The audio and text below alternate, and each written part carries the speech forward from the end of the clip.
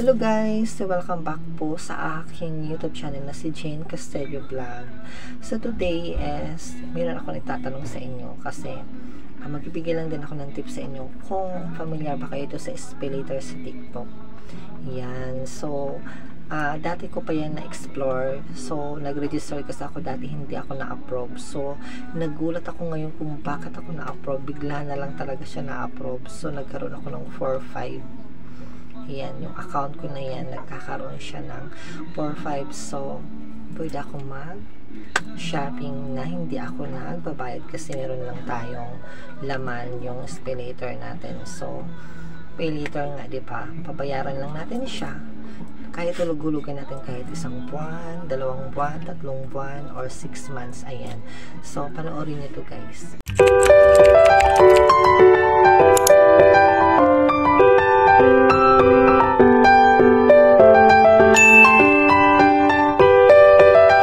So, bago tayo mag-proceed guys doon sa doon sa screen, syempre kailangan kasi natin mapapanood talaga yung screen kasi syempre para malalaman nyo kung anong ginawa ko. So, mabibigay muna ako ng tips sa inyo kung paano talaga ako napasa or paano ako na-approve kasi syempre meron talaga yung mga qualification or mga requirements ni TikTok kung paano tayo na-approve niyan. So, based sa ako experience, I think talaga kasi meron ako dati 10,000 followers and then syempre consistent din ako sa pag-upload. Nagtataka ako bakit hindi ako talaga na-approve yung SPayLater nyo na nag-registered ako before. So ngayon kasi nagtaka ako, na-approve ako kahapon lang.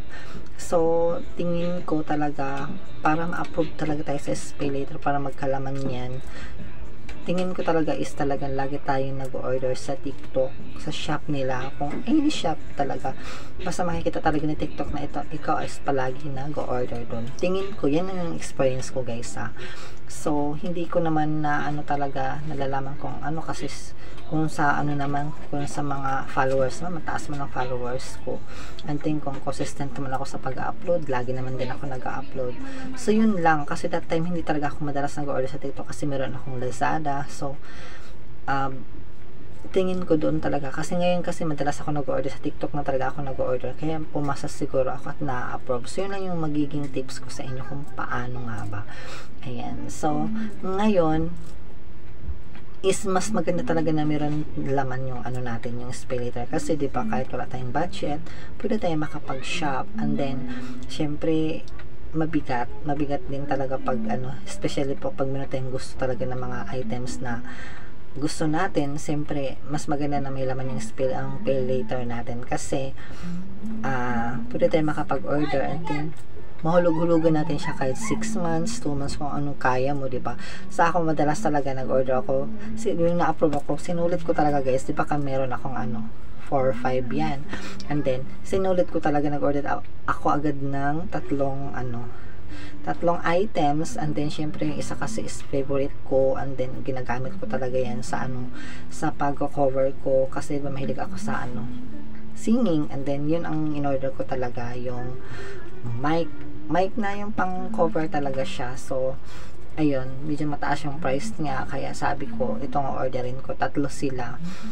So, ayun lang guys, mabibigay ko ng mga tips sa inyo kung paano tayo ma-approve talaga sa TikTok. Ayun lang, kumbaga para lagi lang tayong present sa TikTok. Ayan.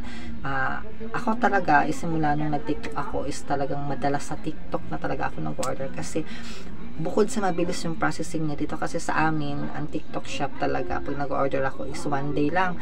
Mag-order ako ngayon, kinabukasan andyan na siya, or pinakamatagal na sa akin yung 2 days. Talagang maliban na lang talaga pag nasa other country na yung mga product na yan. So, aabot siya ng 3 days.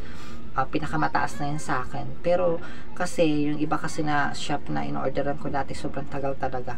Pero yung TikTok lang talaga ang sobrang siguro I think, mabilis ako na-upload dun sa PayLater na yan kasi madalas ako talaga nag-order sa TikTok. Yun lang talaga madalas ang inaano ko. And then, syempre, siguro hindi ko alam kung ano talaga yung qualification ni Meta doon, kasi hindi ko hindi ko na check yung mga, kasi bago natin i-check kasi yung bago natin buksan yung pay later, may mga nakalagay doon na check, hindi ko nabasa kung ano yung mga check na yun. So ibig sabihin yun, napasa ako doon, kaya ako na-approve. Nagulat na lang ako, and then may mga may mga pinipil upan ako doon, pangalan ko, lahat, mga ID. So ang tips ko lang guys, na mabilis ma-approve yung ID mo, gamitin mo yung national ID. Ang bilis lang talaga niya. Kasi dati ang ginamit ko siguro, I think is yung yung TIN ID ko, hindi ako na-approve nung time na yun. I don't know kung ano. Basta, yun ang magiging tips ko sa inyo. Sundin nyo lang talaga yun ang palagi kayo nag-order sa TikTok Shop. For sure talaga na may magkakaroon ng laman yung pay later natin at ma-approve tayo ni TikTok Shop. O ngayon, kasi sinulit ko yesterday kung ano yung orderin ko, ang laman nila ng credit ng credit limit o credit available ko is na lang is 2.5 na lang, 2 plus na lang mahigit, kasi sinulit ko nga lahat ng mga importante na ginagamit ko is talagang in-order ko na lahat. So dun ako sa 6 months, so lugulugan ko sa loob ng 6 months.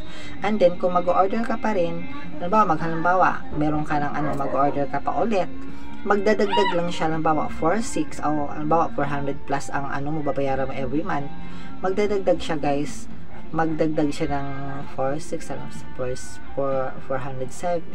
ganyan. Magdadagdag lang yung amount mo sa loob ng 6 months. And I think pag 2 months naman, baka iba na siguro yung niyan. Yung iba na siya, kasi sa 6 months lang talaga ako, 6 months lang. Hindi ko pa na-try ng 1 month or 2 months. So today guys, punta na tayo sa TikTok app natin. Click po natin siya para makita po natin yung pay later na yan. So, nandito na po ako sa account ko. And then, para makita natin yung pay later na yan, is click natin yung shop sa gilid. Kung makikita mo, andito na sa taas yung order, coupons, messages, bonus, creator, and pay later. So, andito click natin yung pay later para makikita niyo kung ilan na yung credit available ko. So, ayan, meron pa akong 2-3 guys, pero sa baba ang credit limit is 4-5. So, dahil na-order ko kahapon, nagbawas ako, so nagiging na lang, total siya, kasi meron ako mga na-order dito guys. Makipapakita ko sa inyo yung mga orders ko. 3 yan. 1, 2, 3, 4 siya. So, 4 yung order ko yesterday. And then, kanina, meron ako nadagdag na isa. So, 3 lang talaga yung order ko that time yesterday. So, nagkaroon ako ng So, bali, inano ko siya ng 4 months. 6 months, 4 months. Check natin dito ulit. Sa pay later. So, makikita mo kasi dito kung ilang months yun. Ayan. 1, 2, 3, 4, 5, 6 months pala yung hulugan ko nito. So, sa loob ng 6 months, meron akong sa June, July, August, September, October, November. So, July 15, maghulog ako ulit. Sa August 15, September 15, October 15, November 15, December 15. So, hanggang December siya. So, hindi na siya mabigat. So, bali, 466 yung babayaran ko that every 15, kasi 15 talaga yung napili ko, hindi katapusan, hindi first month, every quincenas ako maghuhulog. So yun ang napili ko, and then sa loob ng 6 months siya, balihin natin ko. So kanina nag-order kami ng isa, so nadagdag lang dito, kasi 6 months naman siya, nadagdag lang dito yung kung magkano yung amount. And that's all guys. So sana meron kayo natutunan sa tutorial po natin at pagbibigay ko ng tips sa inyo kung paano ba tayo ma-approve doon sa pay later ng TikTok, and then mga tips na rin kung paano tayo ma-approve. Diba syempre kailangan din talaga yun. For sure talaga, yun sa mga tips ko na yun is nakakatulong talaga siya kung paano tayo magkaroon ng pay later at magkaroon siya ng laman, kasi di ba mahirap din siya, kasi sa experience ko kasi dati na share ko na kanina, dati naman meron naman akong may mataas man akong ko doon, followers, 10,000 followers ako noon, and then consistent ako sa pag-upload, lagi naman ako nag-upload, so hindi ako na-approve. So tingin ko ito lang, yung lagi lang talaga ako nag-order sa TikTok hanggang sa ayun, nagkaroon ng laman yung ano ko at na-approve ako. Syempre, very thankful kasi nagulat ako kasi par 5 and then kung tuloy ng tuloy ka pa rin siguro, I think pag maubos yun, kung consistent ka lang siguro sa pagbabayad, kailangan wag ka lang talaga masira. Tataas at tataas yung credit available mo dun sa pay later mo at kasi may nakita ako na may 9.5, di ba? Ang iba kasi 1,000 lang ang pina-upload ni TikTok, and then 2 plus, ganyan. Sa akin kasi nagulat ako is 4-5, and then ang iba mataas siguro for sure. Lagi sila nagbabayad and then hindi sila nasira doon. Yun lang talaga yung gagawin natin, wag lang tayo talaga masira kasi kahit saan naman ganun talaga, di ba?